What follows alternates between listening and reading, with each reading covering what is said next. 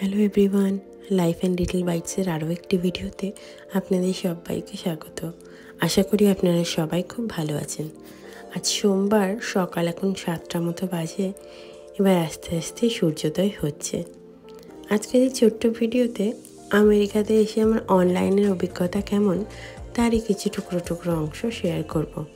নিচে খেতে গিয়েছিলাম, আকাশটা এত সুন্দর লাগছিল, তাই ভাবলাম একটু ছবি তুলে রাখি। দূরে একটা প্লেন যাচ্ছে আর এক রাশ মেঘ, কোথাও কালো কোথাও নীল, খুব সুন্দর দেখতে লাগছিল আকাশটা।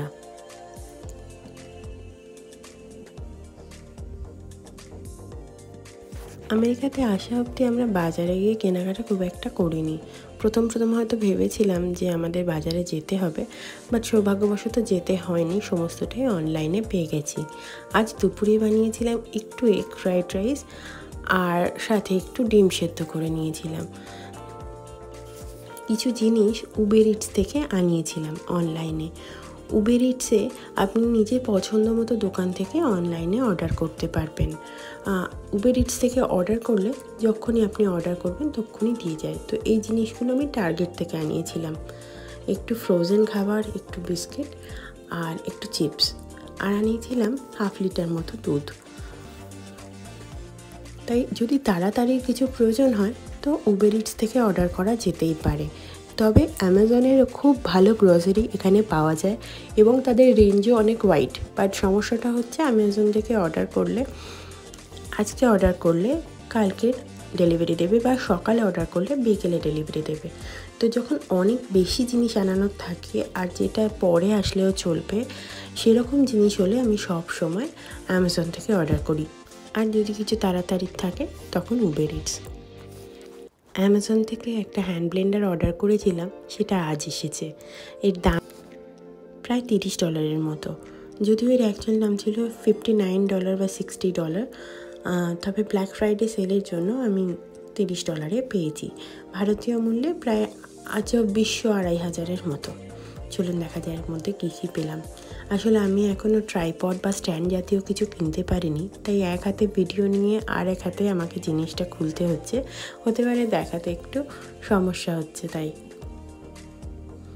একটা ওয়ারেন্টি কার্ড দিয়েছে, যেটা অ্যামাজনে গিয়ে আমাকে রেজিস্টার করতে হবে। এই যে এটাই হচ্ছে মেন মেশিনটা, যেটা বেশ ভারী। এর মধ্যেই এই সমস্ত জিনিসগুলো অ্যাড করে আমরা ইউজ করতে পারবো। একটা হুইস্কো দিয়েছে, 2টো কন্টেনার দিয়েছে, একটা কফি মেকার দিয়েছে, আর এটা সবজি চপ করার জন্য দিয়েছে। সব মিলিয়ে বেশ সুন্দর জিনিসটা আমি পেয়েছি।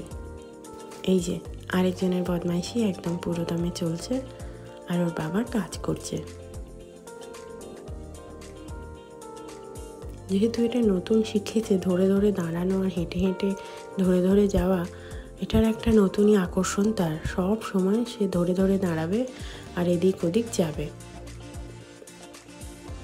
যেহেতু মেঝেটা কাঠের আর কার্পেট পাতা, তবু পড়ে যাওয়ার অতটা ভয় নেই, কারণ অত বেশি লাগছে না। পড়ে যে যাচ্ছে না তা নয়, ধুপধুপ করে পড়ে যাচ্ছে, কিন্তু অতটাও লাগছে না। ভাবছিলাম বিকেলে একটু নাগেটস গ্রিল করে নেব, তো যেমনি ভাবা তেমনি কাজ।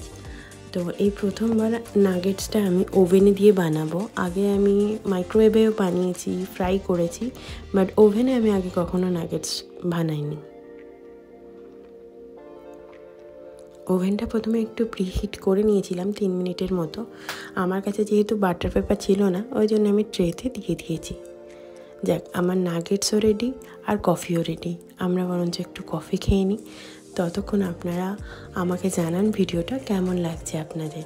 আর ভিডিও ভালো লাগলে অবশ্যই লাইক, শেয়ার আর সাবস্ক্রাইব করতে ভুলবেন না। আর যারা আমার চ্যানেলে নতুন, তারা আমার ইউটিউবটাও সাবস্ক্রাইব করে দেবেন। আজ তাহলে এখানেই শেষ করছি ভিডিও। অবশ্যই সবাই খুব ভালো থাকবেন। নমস্কার।